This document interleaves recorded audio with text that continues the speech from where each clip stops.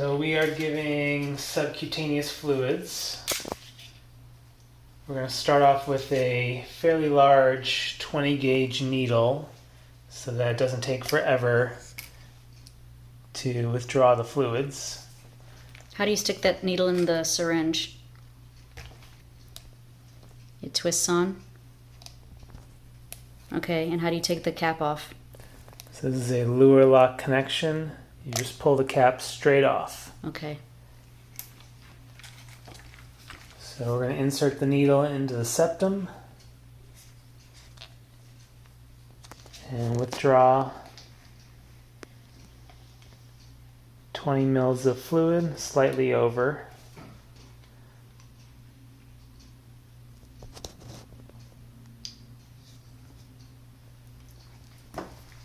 To safely recap a needle, put the cap on the ground, use one hand to bring the needle into the cap, and press it against a hard surface. And the point of this is?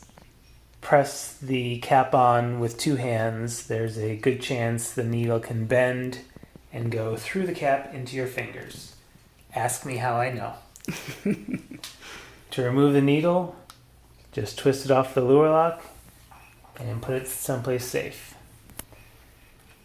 Now, room temperature water will be uncomfortable, so it's best to heat it up. I'm going to put a sterile cap over the tip to make sure that sterile tip stays sterile. So we're going to use hot tap water to heat up the syringe. You never want to put the syringe directly in the tap water because the tap water is not sterile and you don't want it contacting the syringe tip. So we're going to put the syringe in a Ziploc bag to protect it. And then just let it sit in the hot water for maybe 2 minutes.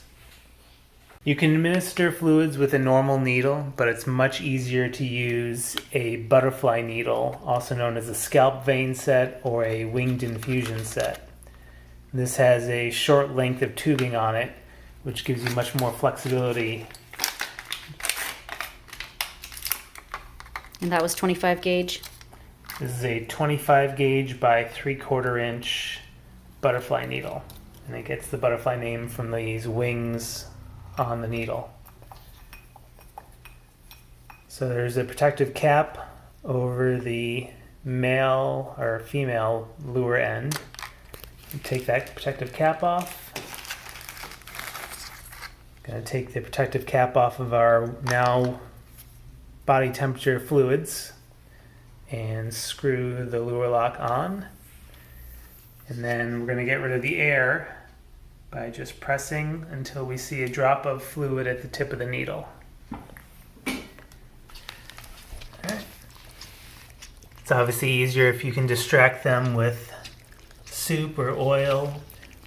So I'm going to pull the protective cap off the butterfly needle, and you can see that it has a bevel. You want the bevel of the needle facing up.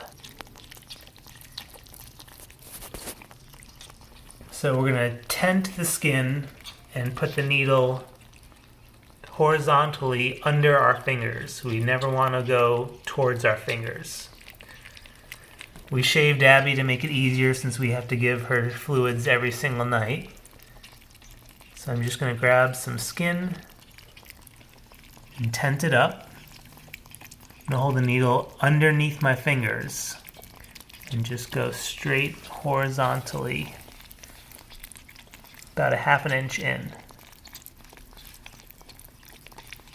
And then I'm going to pull back on the plunger to make sure there's no air and no blood. If there's air or blood, you just want to reposition the needle before injecting.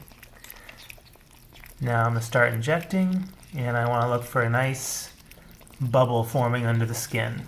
That means we're in the subcutaneous space. What does it look like if something's wrong and you're in the wrong space? If you were intradermal, you might see a very tiny bubble. Intradermal means within the skin. That's very unlikely though. You'd have to be very shallow to get that. So I can push as hard as I want. The size of the needle is what's determining how fast the fluids will flow in. And there's no harm in going fast. And you can see she doesn't mind. It really helps that it's body temperature fluid, so it's not uncomfortable for her. And again, using a butterfly needle winged infusion set means I don't have to hold the needle right up against her body and worry about her wiggling around. This gives me plenty of leeway if she starts to move during the infusion. Alright, we are all done. I'm just going to pull this straight out. And you never want to recap a used needle if you can help it. So I'm just going to take it off the syringe and drop it in a sharps container. This is still sterile, so we can save it. I'm just going to put the sterile cap back on the syringe, and we'll save this for tomorrow. Is there any place people can buy those needles if their vet doesn't have them or has them for... They can be found on Amazon. Okay. And why They're readily available.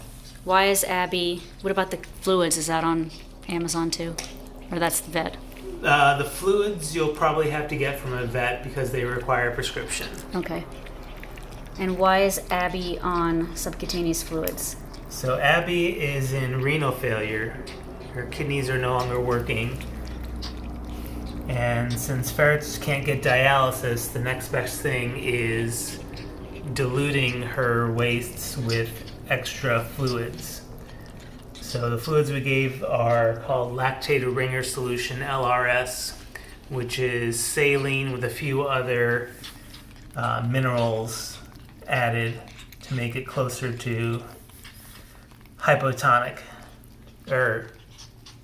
isotonic. And you can see her bubbles spreading out, and it will all be absorbed within probably about 30 minutes or so. And this duck soup recipe that they all love so much is going to be linked below if you want to make your own version of this. It's basically just boiled chicken in a blender with some of their kibble crumbs.